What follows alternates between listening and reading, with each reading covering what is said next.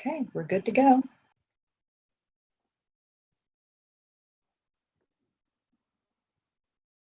All right, greetings and welcome everyone. This is Connecting with Our Rural Partners COVID-19 Response webinar hosted by the Rural and Native American team here at Enterprise. Next slide.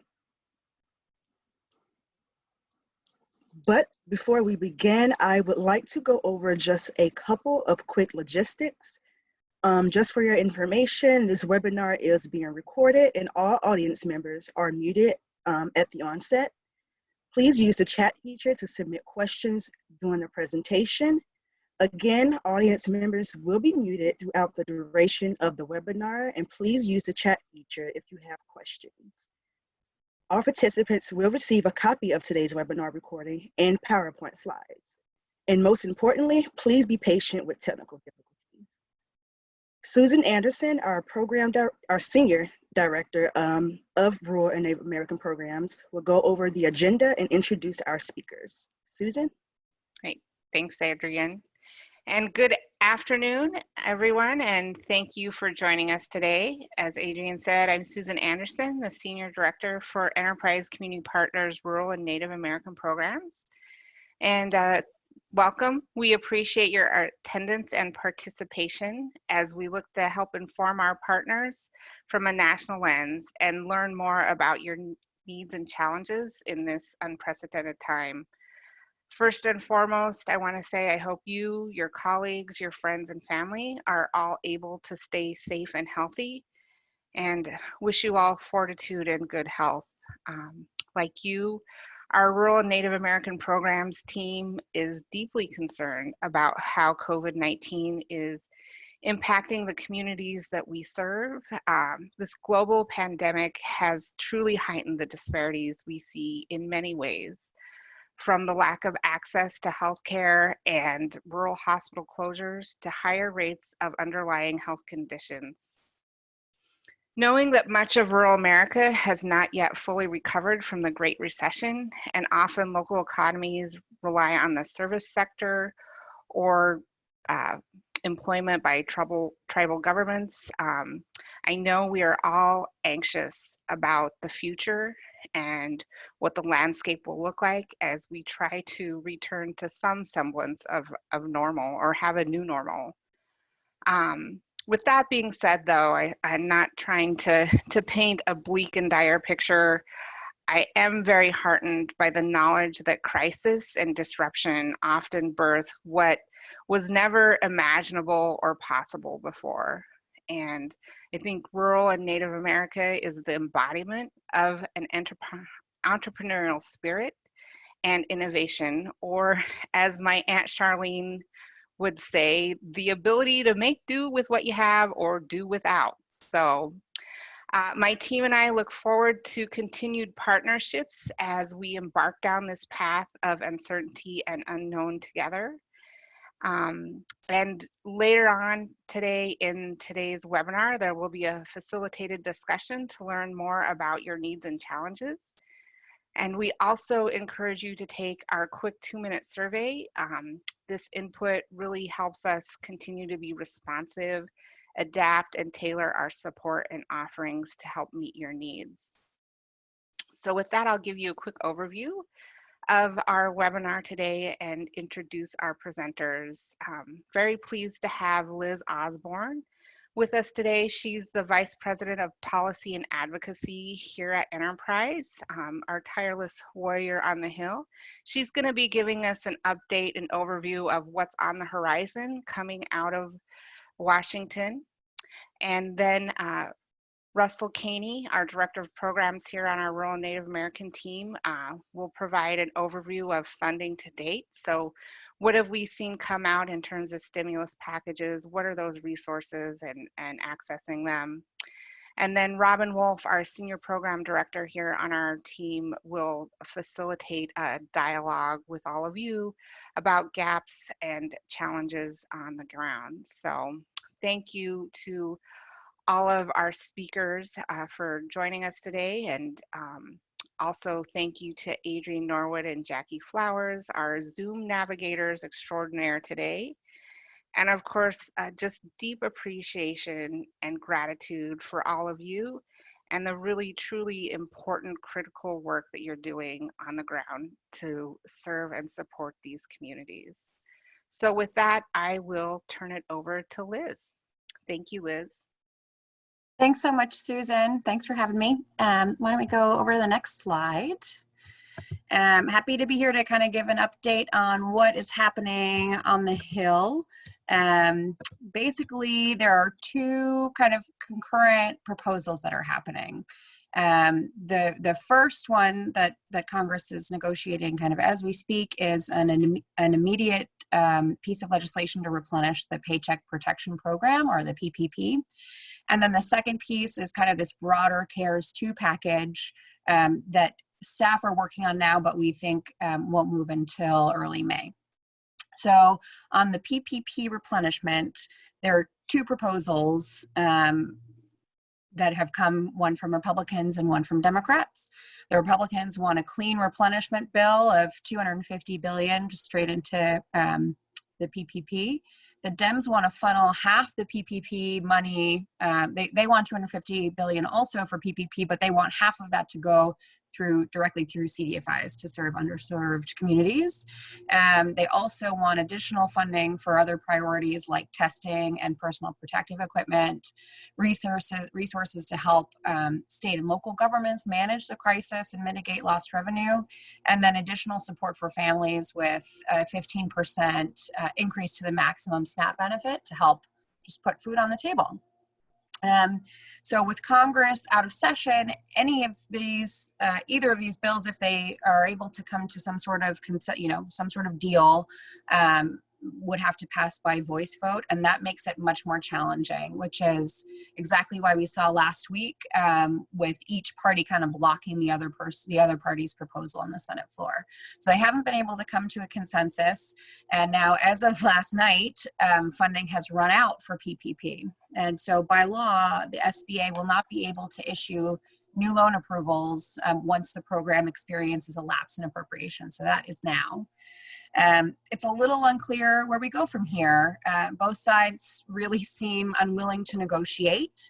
It is possible that some deal gets negotiated, in the near future potentially, but at this point, it's also equally likely that any sort of PPP replenishment gets rolled up into the May CARES 2 package.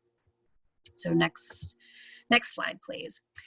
So speaking of this CARES 2 package, this is kind of the fourth big bill that they've been considering. The third one was CARES 1. It's aimed at addressing gaps from that first CARES package and immediate needs.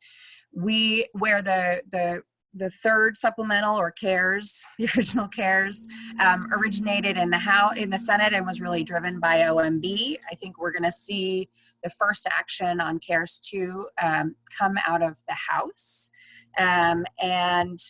While it was originally, we've kind of actually already started having conversations on the House side and seen a couple of different proposals,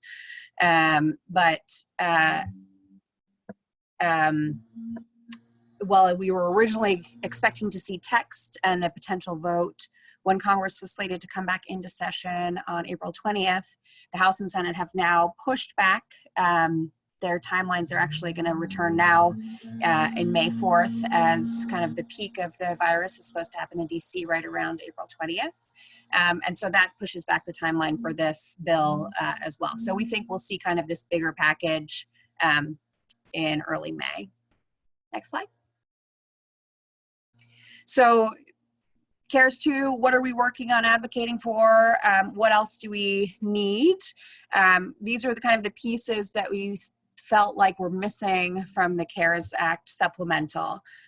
We really want to see funding for home. We're asking for $48 billion for the home program. These are really flexible dollars, as you know, and they can support a wide range of people across the country. There are other rental assistance proposals that are circulating. I think most prominently is this $100 billion rental assistance proposal that would go through ESG. We support that as well. We see this as a complementary proposal to that one, and we do feel like if there are rental assistance funds that come through another mechanism, then the final home number could be lower. But we really think that operational support that home can provide is critical. We're really concerned about owners and their tenants who are unable to repay their lenders and service their properties as a result of increased operating costs and decreased rent revenue. So we're asking for $48 billion for home. We're also focused on additional Section 4 funding. We've been communicating to lawmakers the need for at least $40 million for Section 4, and that was calculated between LISC, Habitat for Humanity, and Enterprise, the three intermediaries, as kind of the total number that we think would be able to kind of shift what traditional Section 4 funds do to just cover operating expenses for current grantees. There are also USDA asks, which were pretty notably, unfortunately, left out of the first CARES Act. Russ, I think we'll talk more about these, but just wanted to highlight two things. The first is that we've had some really good conversations on the Hill around rural housing service funding for CARES 2. I think there's a good chance of getting something included in this next piece of legislation. And then the second is that we've got a great blog up on our website if you want to read more on Enterprise's position there. And then just wanted to highlight really briefly FEMA. The original CARES Act provides an infusion of $45 billion to FEMA's Disaster Relief Fund to assist state and local governments in their efforts to mitigate the spread of COVID-19 and protect public health. We know FEMA leadership is in communication with the Hill about needs, but they're still sorting out kind of an assessment of need right now, and hopefully there'll be additional dollars in kind of the next tranche of funding in CARES 2, but the ask is still a little bit up in the air right now. So that's kind of where we are on advocacy. Conversations are happening. It is early in the process, which means now is a really great time to have your voice heard and really make an impact on the Hill. So I would encourage you to reach out to your members of Congress. I would start with the House side, because that's where this is going to kind of begin, and conversations are kind of in fuller swing over there with your Agriculture Appropriations Subcommittee members and their teams, and also then on the Senate side as well, they've been very receptive to our rural housing service requests. So any sort of support and backup you guys can provide there is really greatly appreciated. Next slide, please. And then I just, Susan asked me to highlight a couple of things around USDA Section 502 and HUD 184, and that's just that eviction and foreclosure moratoriums apply to both of those programs. I'm not going to read through these next two slides totally, but basically as far as 502 programs go, they have lenders are required to provide forbearance for the borrower's guaranteed loan payment for a period of 180 days, and then they can extend it an additional 180 days. And then if you go to the next slide, for Section 184, it's a 60-day period from the date of issuance. So I wanted to include kind of additional information on this, but I'm not going to read through everything. I'm assuming these slides will be posted online so people can go back and kind of reference if they have specific questions here. And then just wanted to include a really great resource. At the bottom, there's a link to a bunch of information from USDA that might be helpful. So thanks again for including me. Thanks, Liz. We did have one question in chat about whether or not whether or not Enterprise has been talking about the fact that Congress includes support for farmers, ranchers, and growers, but it also is reducing the wage for farm workers. Have we looked at that as a policy team? And do you have any thoughts on that? I'm wondering if there's more specific information about which one of the packages it was. Was it one, do you happen to know, if the person who asked the question happened to know if it was one that passed already or if it's one that's in conversation now, because we haven't seen specific language for CARES 2 really, other than Maxine Waters' kind of proposal. But I don't know if Ross or Susan have heard any more, but it would certainly be yeah, Liz, as far as I know, that's being discussed now for the next package, is my understanding. Okay, well, great. Yeah, that would be great if you could forward the details, and we'll be sure to look into it. Thank it looks like Doug, who included it in our chat, is going to forward us some information on that as well. So thank you, Doug, for bringing that up. And thanks, Liz. Thank you, guys. Thanks, Liz. So let's go to the next slide. So this is Russ Caney with the rural team, and I wanted to spend a little bit of time talking about some of the flow of approved funds that have happened up to this point in time. We've got a great policy office at Enterprise, and they're staying on top of what's being discussed, and things can move very quickly, but I think it's a good reminder to go back and take a look at some of the things that have been important to our partners across rural America. We have a variety of partners. We have partners that are involved in homeowner counseling. We have partners that are working with tribal communities, partners that are working with single-family housing programs, and some are doing services, providing services to residents or direct landlords. So it really kind of goes across the board. So I'll try to cover a few highlights that have come out of some of the funding to date. One thing that I wanted to cover before I do talk about the funding is the action, some of the things that we've been doing in engaging with rural housing services, and particularly, as Liz mentioned, the House Committee on Appropriations and the United States Senate Committee on Appropriations. I think we were all disappointed in seeing in the CARES Act that there was not funding for USDA and their housing programs. Now, to their credit, the Rural Housing Service has come out with lots of waivers and lots of direction on moratoriums and some waiver of fees and such. But our concern, and particularly on one program, the multifamily housing programs of USDA, are a major concern for us, in that rental assistance is such a big part of that program. And as many of you know, with the program, both on the Section 515 multifamily housing program and on the farm labor housing program, about 70% of those units are covered by rental assistance. And what we're expecting and seeing from landlords are they're getting requests for people to readjust their rent. They've had lower income, or in some cases have gone down to no income. And under the rental assistance program, they can have a readjustment of how much rental assistance they're going to get.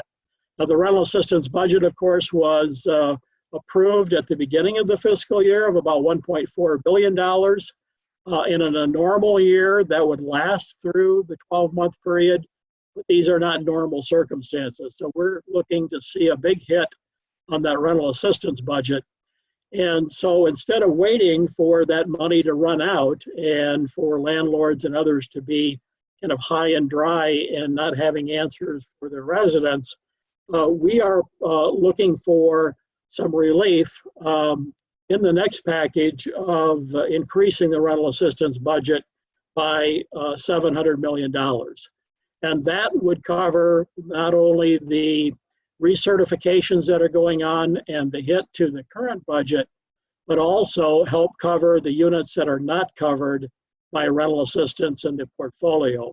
There's about over 13,000 developments across the country financed under this program, around 400,000 units, and about 30% of those units are not covered by rental assistance, which for the residents that are in those units, and they do have some moratorium provisions now, but once those moratorium provisions come off, they are subject to being evicted, and they have no relief from the current rental assistance program. The other things that we're looking at, a couple of things that we would like to see included would be some COVID-19 mitigation for the units and for the projects themselves.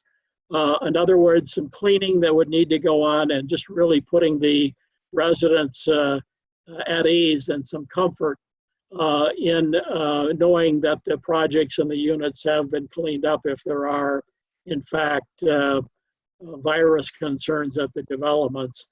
And then a small amount of money for a service provider that could be provided for through a management company, through an owner, to help connect the dots not only on funding, but on some of the other programs that are out there in both the short and long term to get through what is a very difficult period.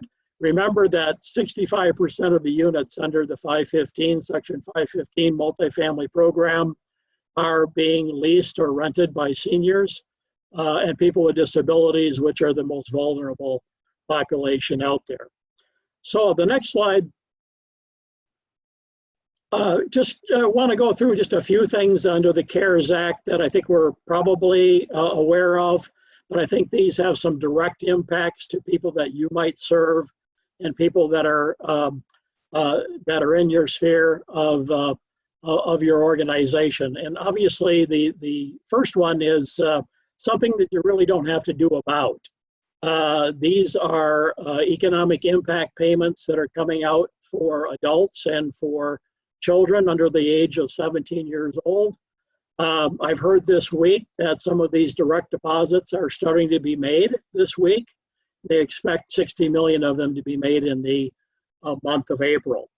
Also, Social Security recipients that have not filed tax returns and do get their Social Security by direct deposit will be next in line for getting those economic impact payments.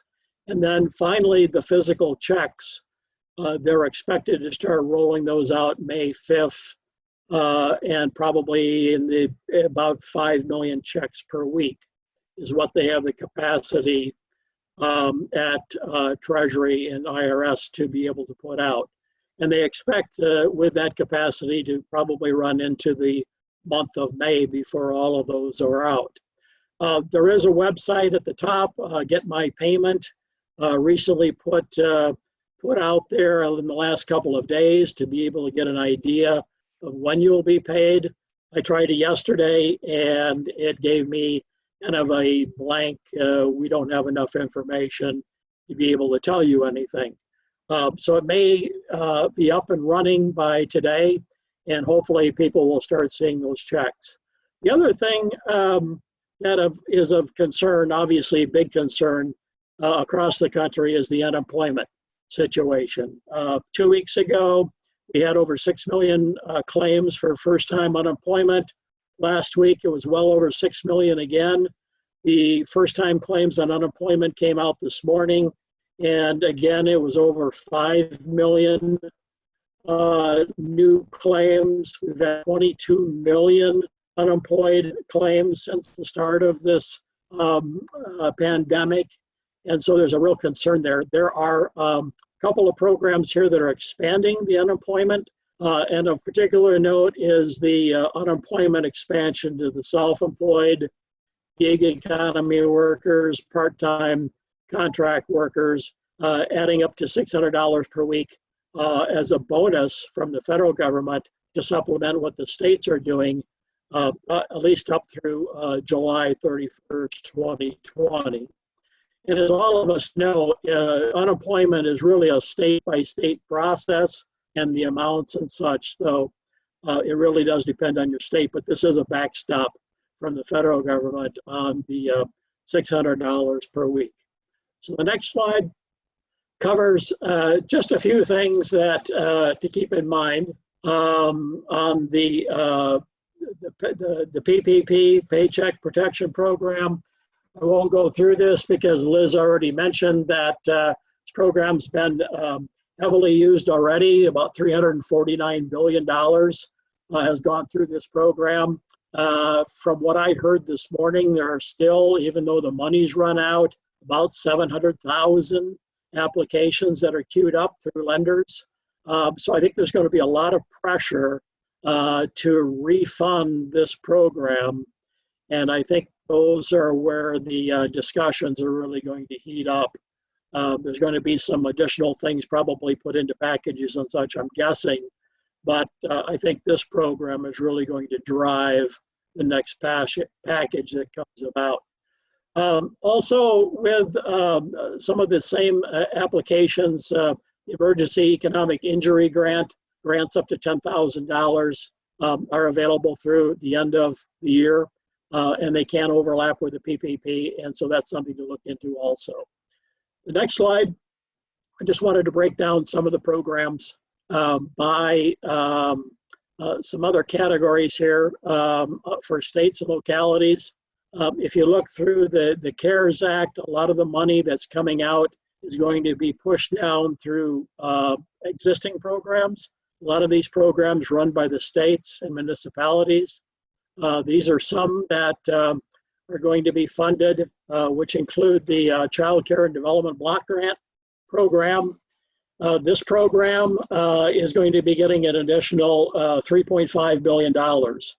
And helps for paying for daycare for low income, but it also is going to be able to provide some daycare for essential workers, childcare for essential workers, and they're lifting the income restrictions for that childcare so that essential workers will have a place for care for their children while they are working.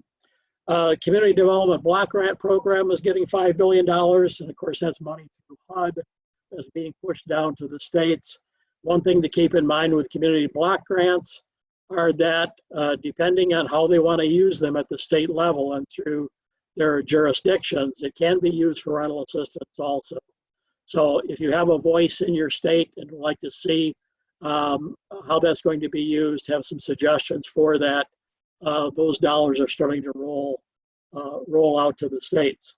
And then the Educational Stabilization Fund. This is a new fund that was set up to provide help for K through 12 and higher education.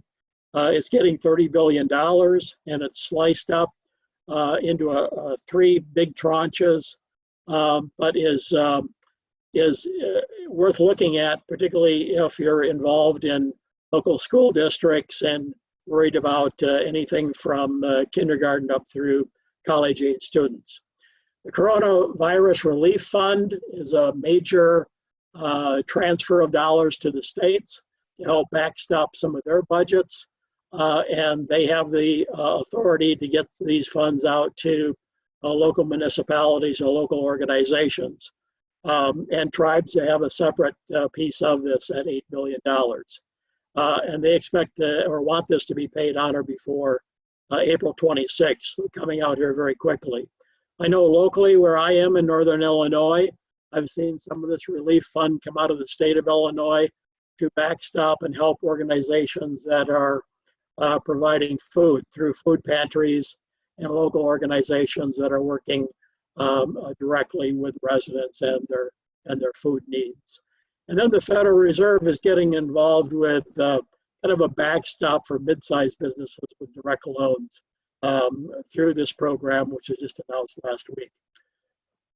So the next slide is a lot of these federal funds, of course, are coming down through structures that are in place, which makes sense. You're seeing a lot of foundations in philanthropy also step up, and in many cases partnering with established organizations.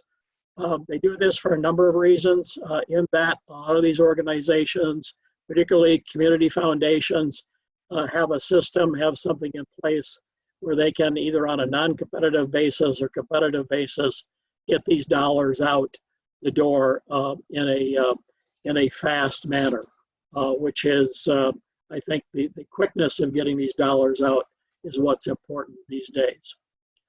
So with that, I'm going to turn the session over to Robin Wolf. Hi, everybody. So really what we wanted to do and what we've been hearing from our partners on the ground is that that we're having trouble collecting rents. There's probably the market rate units about an 18% delinquency rate, affordable units 14%.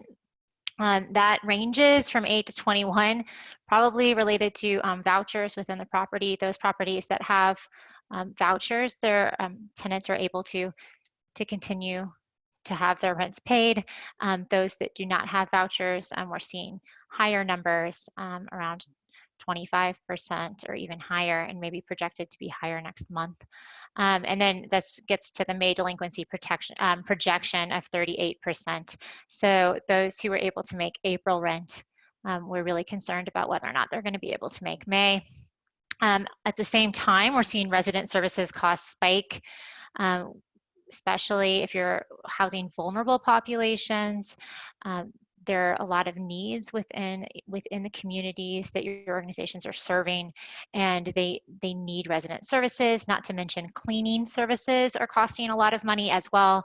And how do you make that extra cost when you're getting less rents? I think these are big questions that are coming in, and that relates also to personal protective equipment, especially important for senior and supportive housing, but also a need for all the property managers that are on site and anyone that's out and about. Many communities have to have masks, and how you're able to cover the cost of that and move to pay for that. So that's what we've been hearing.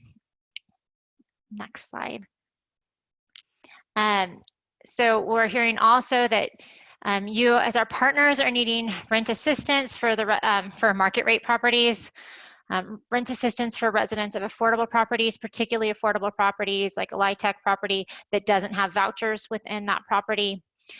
Flexible use of reserves. So if you have a reserve fund, making sure you're able to use that to do the work you need to do this extensive cleaning, to buy personal protective equipment, to do emergency food programs that you might need, which leads into funds that cover resident costs and resident services costs. And then resources for housing counselors. We're having a lot of housing counseling agencies talk to us about how they're getting a lot of calls, questions about forbearance. They're getting a lot of calls about questions for rental assistance as well. Really important and needed service, but there are no funds really to help us pay for our housing counselors in a different way than how we've structured that before. And then resources just in general for nonprofits, so that they can help negotiate that forbearance on the multifamily side as well.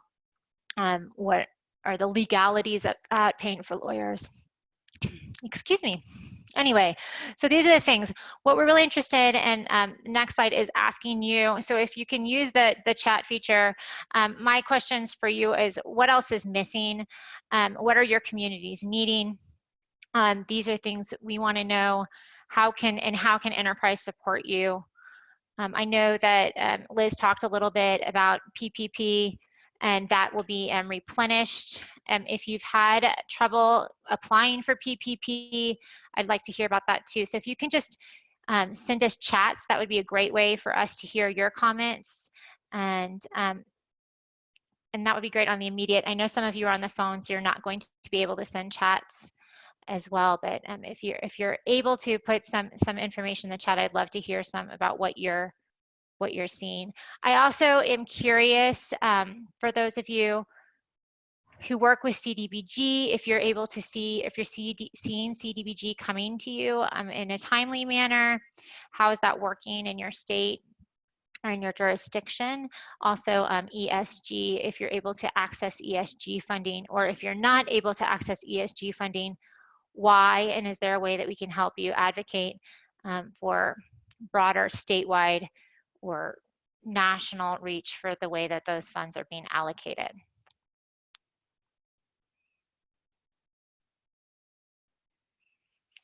Okay, I'm seeing that Veronica said that centralized food distribution and the ways of preventing people from traveling to multiple stores is a big issue, particularly in rural areas. Yes, that is. And Veronica, maybe you can chat back with me on this one. Are you seeing that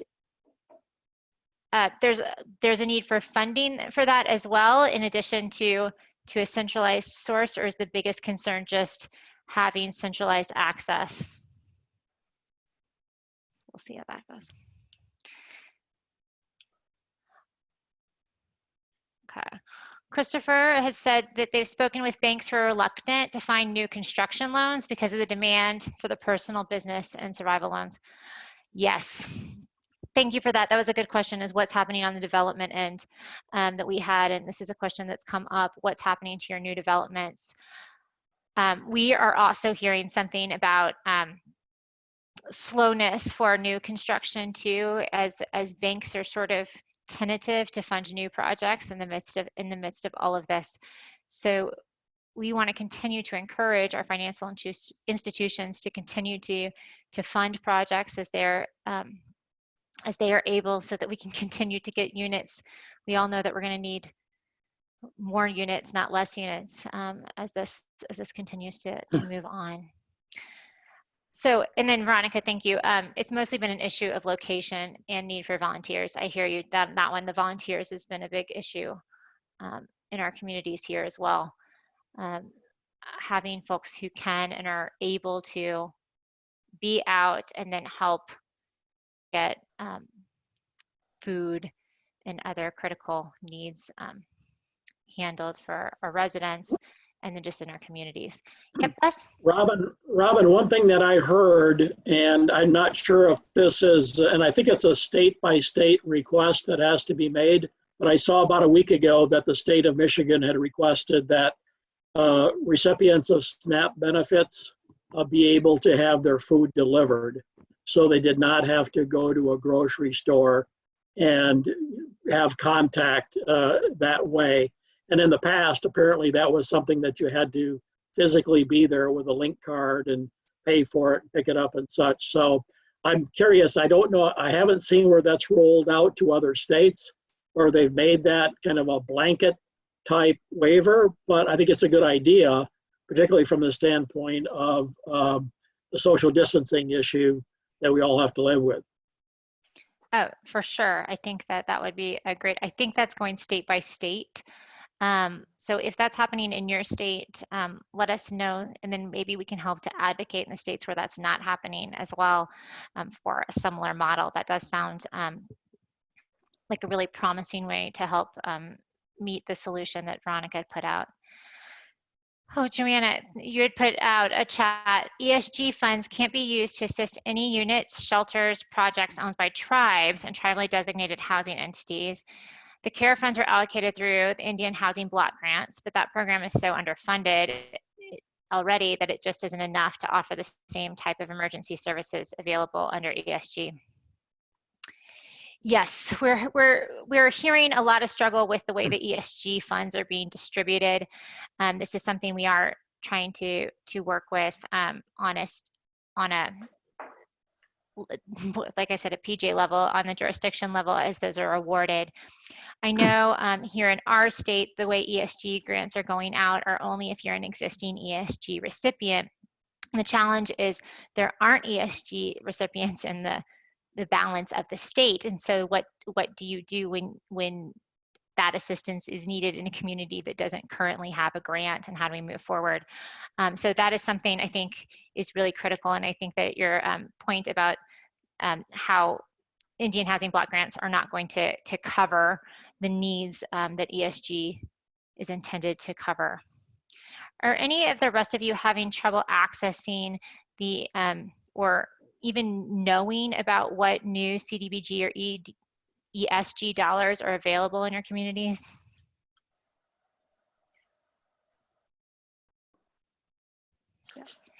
Thanks, Joanna.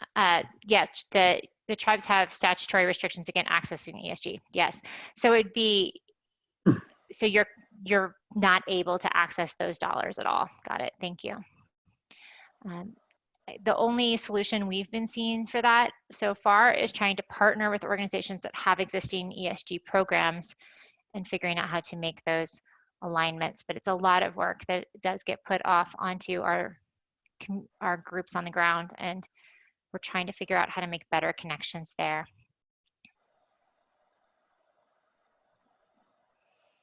Anyone else having trouble accessing, again, the additional state money, or has a success story for accessing those dollars?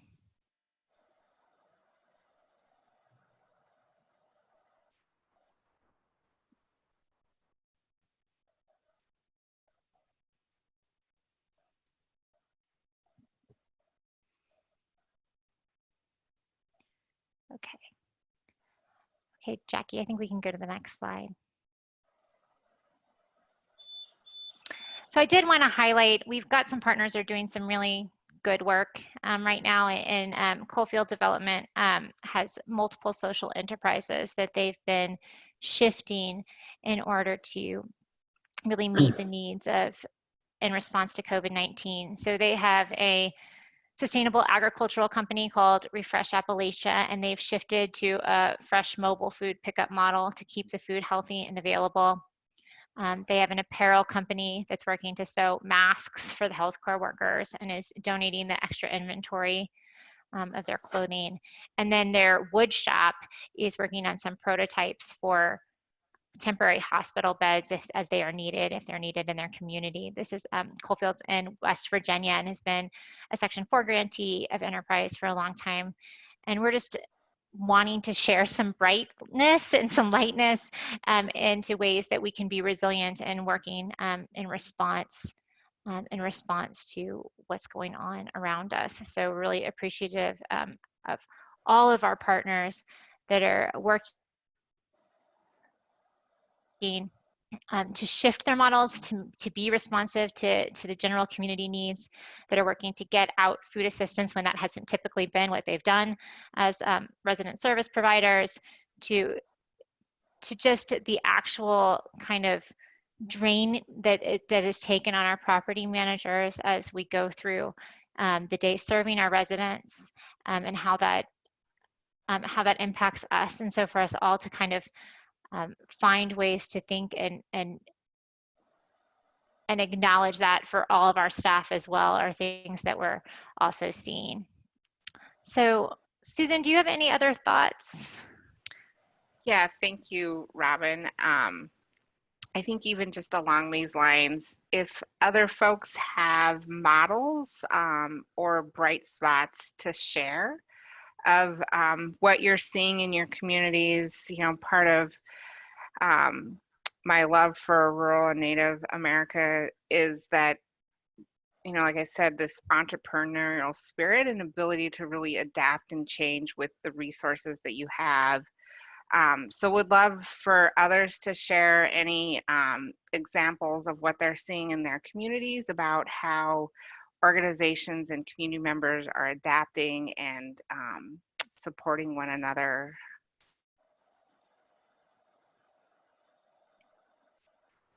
Yes, and we can take those comments offline. We have a survey we've set up. I think, Jackie, in the next slide, we might have the resource page. We did establish a rural and Native COVID resources page. So if you go to the Enterprise Community Partners website, you can click on, believe it's like national initiatives, the rural and Native American initiatives, and then that'll take you to our COVID resource page with information specific to USDA housing stock, information specific to tribes and TDHEs, and different resources that we are hoping will be helpful for you. If you have resources that you think that we should be including on that site, we're happy also to add additional resources there. Again, we have a survey that's available there as well, so that's where you can find that survey, and it will go out in our newsletter. Christopher, I see that you asked if we have posted a resource list. for funding sources for new subsidized housing construction. You know, I don't know if we have, I know on the Enterprise National page, we also have some information as well, but I will check specifically on new subsidized housing construction resources as well. Yeah, and I think just to add even on that point, Christopher, you know, in my mind, it feels like one of the potential opportunities that can come out of this crisis is similar to what we've seen during the Great Recession, is potential additional stimulus packages that are looking at keeping the economy going and bringing some additional resources to continue it. So maybe things along the ARA funding that we saw that could potentially help boost additional new construction, and seeing housing as an economic development tool. I'm hopeful that we'll see that down the line in subsequent packages coming out of Washington. And I think right now it feels like the focus certainly is focused on stemming the tide through supporting hospitals and getting essential equipment out there, as well as just trying to help from the day-to-day needs of individuals.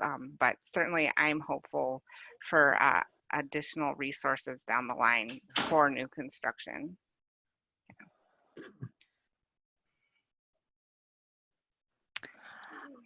We do have some resources on our national site, Joanna, about educating homebuyers for negotiating forbearance and loan modifications. I've seen those, but I will make sure we find those links, and we'll do our best to get those out to you as well. These are the conversations that I know our housing counselors are having with clients daily as they're trying to navigate their mortgage payments and their ability to make mortgage payments. So I will make sure that we get that linked onto our page as well. And then Jackie, I think the next slide might have, let's see what we got next. Oh, okay. Russ, do you want to kind of explain why we've got this list and what we can do with it? Sure. Sure. One thing that we know of is that we, being a very small group at Enterprise, and Enterprise being a national nonprofit and an intermediary, you have a lot of influence where you live in your home states, and whether you're regional or whether you work in a particular county or a particular community across the country. As we've gone forward with our request to have some funding for multifamily housing, and particularly on increased rental assistance, we've been reaching out to the United States Senate Committee on Appropriations and their subcommittee on Agriculture, Rural Development, and then also the House Committee on Appropriations, where the money is, and Agriculture, Rural Development subcommittees. And both on the Senate and the House side, you have some very experienced people and some very senior people that are covering a lot of rural states. And just looking through the list on the Senate side, we're looking at North Dakota and Kentucky and Maine and Mississippi and California, Montana, New Mexico, Vermont, and Wisconsin, and representatives on the House side on that committee from Georgia, from Nebraska, Connecticut, Maine again, Wisconsin, California, Minnesota, Texas, Alabama, and Maryland and Michigan. So these folks are going to know you likely in your home state. So any time that we can get local participation, advocacy for the rural programs is going to make much more of a difference than an enterprise or even a national organization asking them. We're glad to help you with any information or background information on any of these programs that we can supply to you so that you can talk to them. But they really do want to hear your stories. The more local the stories, the better. Definitely. And if you're in need of some language or you want some additional support on that, you can reach out to any of us on our team, and we can happy to give you some, sample language for talking to your representatives about about, particularly on this, is getting USDA rural housing services funded within CARES 2. I think that's really important for our rural communities as we move forward, and it was a big oversight. I think also looking at the question from the very beginning from Doug about farm worker wages, and as we support farm worker housing as well, as we get more information on that, so that we can advocate to ensure that all of our workers, to the extent possible, we're not decreasing wages at a time when folks really are needing the dollars that are coming in. So those are all really good resources. Jackie, I don't know what we have next. Oh, more. So also, just to highlight, one of the questions that Joanna had posed is about enterprise having any educational resources to help homebuyers about negotiating forbearance, loan modifications. I did put a link to our website that just kind of has a quick basic flow chart about sort of understanding what relief is out there. And then I'll dig around some more because I've seen some guidance, so happy to send that out to when we send out the recording and the PowerPoint slides to the participants.